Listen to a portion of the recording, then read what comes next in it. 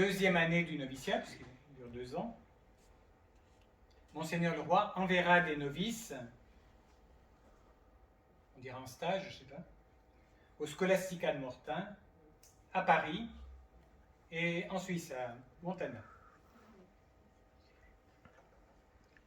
Mais question, qui a dit que Genèse signifiait toujours paradis terrestre? La rencontre des premières candidates germanophones avec celle de la France de l'intérieur suscite tensions linguistiques et culturelles. Et de plus, les postulantes sont désorientées par un double discours. D'un côté, le discours missionnaire de Monseigneur le Roi, de l'autre, un discours plus mystique et plus régional de l'abbé Esch. Eugénie va avertir l'abbé que c'est sous la tutelle de Monseigneur le Roi et des Pères de Negrange qu'elle veut se placer. D'où, vous comprendrez bien, un malaise avec l'abbé et des tensions avec les postulantes. Et des tensions qui vont ressurgir un peu plus tard. Naïvement, Monseigneur le Roi pensait que Sœur Eugénie et les Pères de Negrange suffiraient amplement à la direction du noviciat. Erreur. Et il doit faire appel à une maîtresse des novices extérieure, Mère Adeline. Mais dans la réalité... Comment ? Des sœurs de Saint-Jean-de-Bassée. Voilà, sœurs de Saint-Jean-de-Bassée. Mais dans la réalité, celui qui dirige le noviciat, ce n'est pas la maîtresse des novices, mais le père François Onfroy, qui va régler les tensions par des méthodes expéditives. Épuration du groupe de Farschwiller, interdiction de la pratique de l'allemand et éloignement un temps de Sœur Eugénie. Il apparaît bien, clairement quand même, que Monseigneur le Roi, comme le père Onfroy, se sont laissés influencer. Mais malgré tout, Sœur Eugénie continuera à lui manifester respect, reconnaissance et dévotion. Lors des premières professions religieuses, le 5 octobre 24, Monseigneur le Roi va donner les obédiences. Le Cameroun, la Martinique et Montana. La procure de la rue Laumont, la formation des aspirants, des postulantes et des novices, et Mortain pour Sœur Eugénie. Concernant leur costume, Monseigneur le Roi écrit « On a voulu le faire simple. S'il rappelle le costume des infirmières, c'est qu'il a fallu les présenter d'abord comme infirmières coloniales et que les temps d'anticléricalisme aigu peuvent revenir. Les sœurs n'auront pas alors à se déshabiller, comme tant d'autres. Ce costume ne manque pas d'une certaine élégance, mais quelle nécessité y a-t-il d'enlaidir les sœurs? Enfin, pendant toute cette période, Monseigneur le Roi va se vouloir attentif aux liens avec l'Église de France, avec le Vatican et avec l'État français. Il veille à ce que les sœurs respectent l'échelon de l'Église locale et lui-même est en contact avec les évêques de Metz, de Beauvais, l'archevêque de Paris. Il se charge lui-même des démarches avec Rome et gère les relations avec l'État français. Il fait ainsi profiter les sœurs de son expérience et de son carnet d'adresses. En ce qui concerne l'État, son habileté et sa diplomatie s'avèrent plus que nécessaires. Et cela se vérifiera notamment lors des tensions à Békésy, face auxquelles il doit solliciter l'appui du ministre de l'Intérieur, de celui des colonies et celui des Affaires étrangères. J'en arrive au troisième volet, rêve et réalité missionnaire. Novembre 24, donc comme je disais, voit les premiers départs au loin. Au loin, c'est Fort-de-France, Douala. Mais les demandes auprès de Monseigneur le Roi affluent. Saint-Pierre-et-Miquelon, Afrique centrale, Madagascar.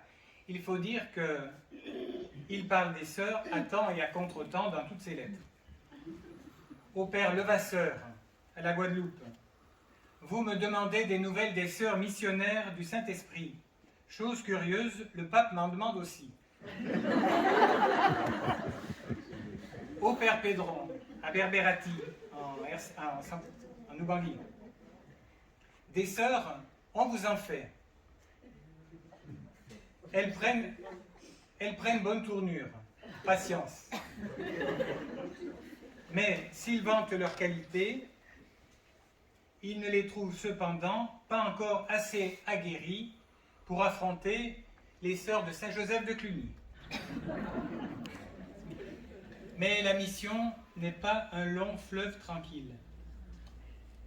Très vite, le Cameroun va constituer un cas d'école. Avec la question, la mission peut-elle constituer un simple retour sur investissement? En effet, si vous vous souvenez, les spiritains du Cameroun avaient avancé les fonds pour l'achat de Jouy, vous vous souvenez? Et les spiritains du Cameroun étaient des gens pour lesquels la mémoire était bonne. Les premières sœurs au Cameroun vont se dépenser sans compter. Mais tout est loin d'être simple et joyeux. Le baromètre de la cohabitation spiritain-spiritaine va passer de beau fixe à coup de vent force 7. Tout comme la vie entre jeunes professes spiritaines et supérieures communautés. Alors Monseigneur le Roi va essayer de comprendre et va envoyer le père Onfroy. Du côté des sœurs, il apparaît qu'on interprète parfois un peu trop à la ligne, un peu trop à la lettre, les consignes du noviciat. Et du côté des pères, il semblerait bien que chacun voudrait que les sœurs soient formées à sa façon. Alors celui qui va ouvrir les yeux de Monseigneur le Roi, ce sera le père Joseph Soul, un homme très proche de lui. Lui aussi originaire du diocèse de Coutances, missionnaire en Afrique de l'Est. Et en tant que visiteur, il va effectuer à partir de 1928, un périple de 9 années, au cours desquels il adresse des rapports mensuels à Monseigneur Le Hinsec, qui vient d'être élu, qui a succédé à Monseigneur le Roi, qui vient d'être élu supérieur général des Spiritains, et à Monseigneur le Roi, qui va les transmettre à la première supérieure générale des Spiritaines, Mère Michael, une autre Normande.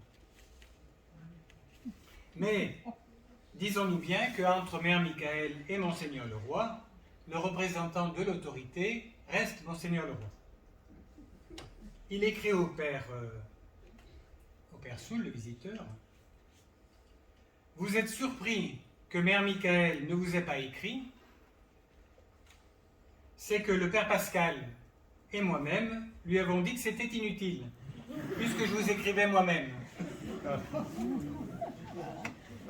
Cependant, pour Monseigneur le Roi, les spiritaines, je cite, n'ont été inventées que pour être les sœurs de la congrégation du Saint-Esprit au service de ses œuvres. » Et là, il va tomber de haut en lisant les lettres du père Soul.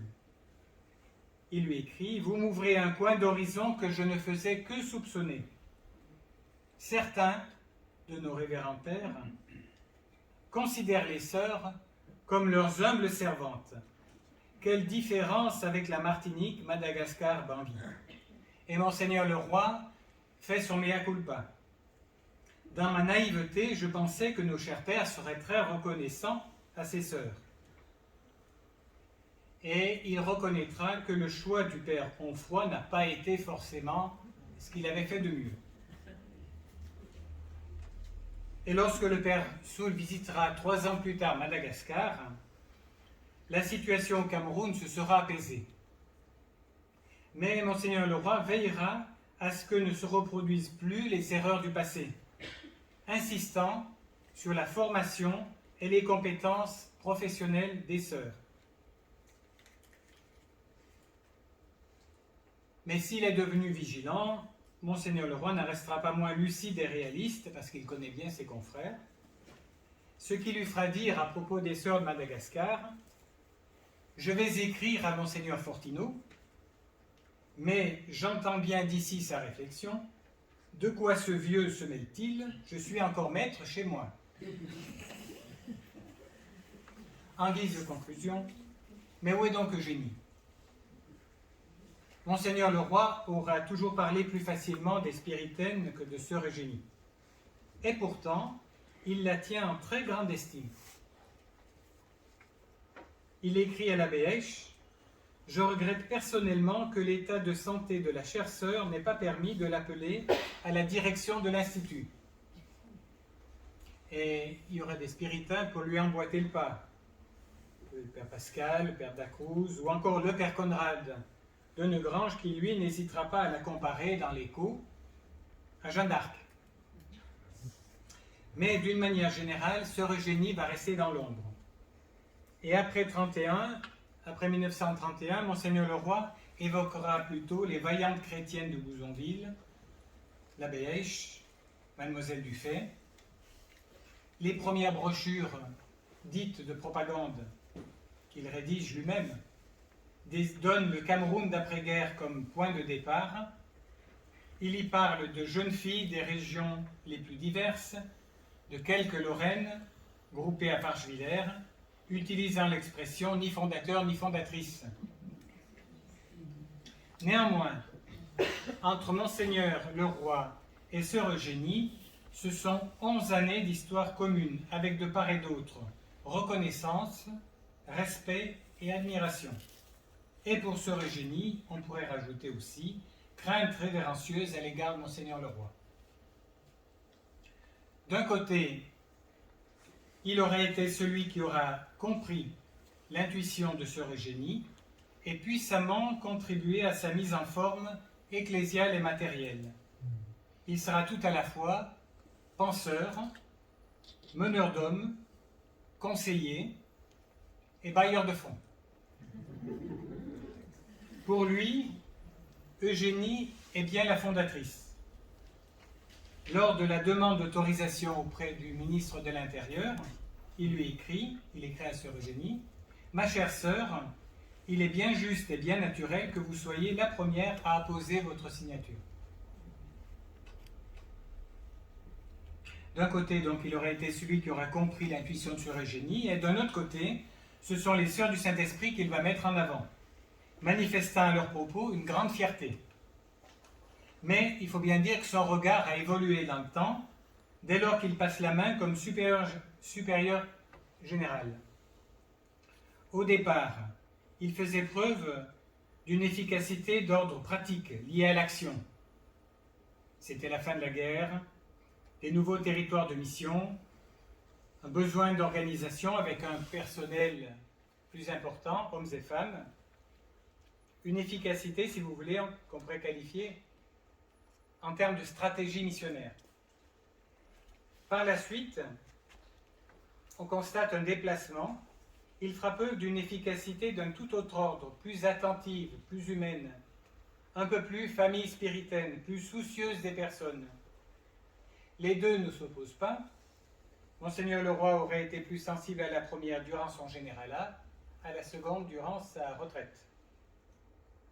En conclusion, Monseigneur le Roi et sœur Eugénie auront tous deux témoigné d'un charisme différent, sans concurrence ni contradiction, mais bien complémentarité.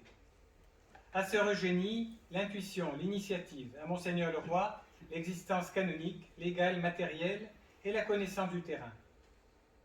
À l'une, le charisme de fondatrice, à l'autre, le charisme de fondation, mais c'est sans oublier, bien sûr, les rôles de l'abbé Esch, des pères Claus, Sonfroy et de mère Michael. Je vous remercie.